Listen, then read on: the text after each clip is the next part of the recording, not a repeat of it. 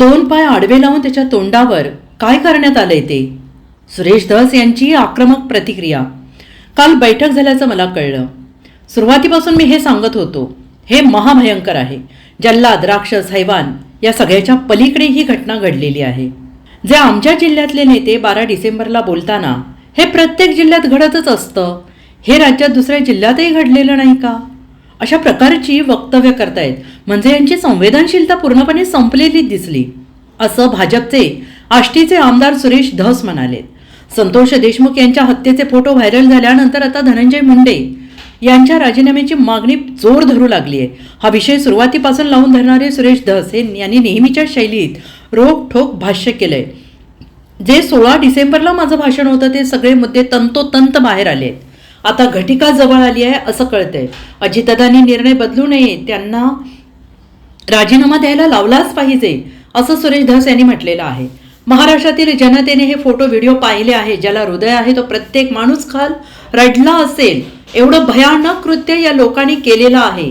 मी या ठिकाणी मुख्यमंत्री महोदयांचे आभार मानीन. मी 16 तारखेपासून ज्या ज्या मागण्या केल्या त्याला त्यांनी सकारात्मक प्रतिसाद दिला. जी पत्र दिली त्याची मुख्यमंत्र्यांनी दखल घेतली असं सुरेश धस यांनी म्हटलेलं आहे. मुख्यमंत्री 100% राजीनामा घेतील हा विश्वास आहे. राजीनामा घेऊन यांना घरी पाठवा असं सुरेश धस यांनी म्हटलेलं आहे. 100%, 90% समाधान झालंय. आता उर्वरित, कारण त्यांचा राजीनामा होणं ही तमाम महाराष्ट्रातल्या जनतेची मागणी होती, माझी एकट्याची नाही. सुरेश धस किंवा देशमुख कुटुंबीय, आमचं मासाजो गाव किंवा केस तालुका, बीड जिल्हा एवढ्यापुरतं हे मर्यादित नव्हतं. तमाम महाराष्ट्रातल्या माणसाच्या मनाला एक ठेस पोहोचली होती की संतोष देशमुखला ज्या पद्धतीने मारलंय, आणि हे 16 डिसेंबरच्या माझ्या स्वतःच्या सभागृहातल्या भाषणामध्येच जवळपास याचं सगळं काही वर्णन मी केलं होतं. बरेचसे लोक म्हणत होते की सुरेश धस जरा अति बोलतायत. मला सुद्धा बोलले की तुम्ही जरा अति बोलतायत. तर मी त्यावेळेस सांगितलं होतं मी अति बोलत नाही. मी फक्त मस्साजोग नाही, मस्साजोगच्या भोवतालचे सगळे जे काही गावं आहेत, ज्या ज्या गावामध्ये संतोष देशमुखला फिरून मारलं, ते टेकडे शिवपासून ते शेवटच्या दैठणा गावापर्यंत सगळ्या गावांमधनं माहिती घेतली होती.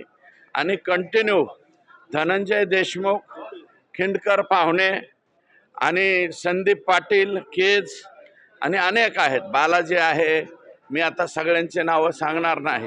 परंतु ह्या सगळ्यांनी जी माहिती दिली त्या माहितीवरून हे भयानक आणि दुष्कृत्य हे इतकं भयानक होतं की त्या भयानक दुष्कृत्याच्या ज्या वेळेस आत्ता चार्जशीट दाखल केल्याच्या नंतर त्याच्यातले फोटो आले, मला वाटतं मीडियातला एकही माणूस रडायचा काल शिल्लक राहिला नसेल. NDTVच्या का कोणत्या लेडी होत्या त्या अक्षरशः ओक्साबोक्शी रडत होत्या. आणि मला वाटतं कोणत्याही अँकरचं किंवा कोणताही जो प्रतिनिधी मीडियाचा, त्या सगळ्यांच्या डोळ्याच्या कडा काल पाणावल्या असतील. आणि या पाणावलेल्या पाहिल्याला महाराष्ट्रामध्ये प्रचंड असंतोष कालच्या ह्या फोटोपासून मला वाटतं त्याची माहिती राज्याचे उपमुख्यमंत्री आणि मुख्यमंत्री यांनी घेतली असावी आणि त्याच्यामुळं त्यांचा राजीनामा घेण्यात आलेला आहे. पण असे किती संतोष देशमुख आहेत जे न्यायाच्या प्रतीक्षेत आहेत बीडमध्ये? असे किती संतोष देशमुख आहेत? तुम्ही आता मुख्यमंत्र्यांची भेट घेतली आहे, मुख्यमंत्र्यांशी काय बोलला? मी आता मुख्यमंत्र्यांचं फक्त आभार मानलंय.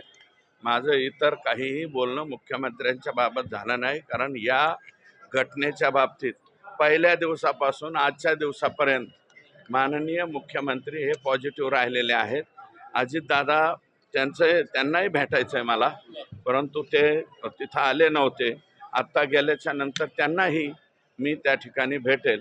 मुख्यमंत्र्यांचं मात्र मी आभार मानून आलो, कारण मुख्यमंत्री महोदयांनी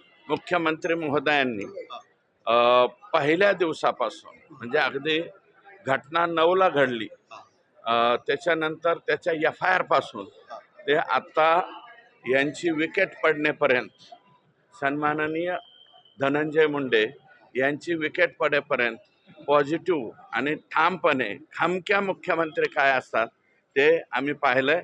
देवाची काठी लागत नाही, परंतु न्याय मात्र मिळतो, हे मला या ठिकाणी मिळालं. Bureau report SVN Marathi, Beed.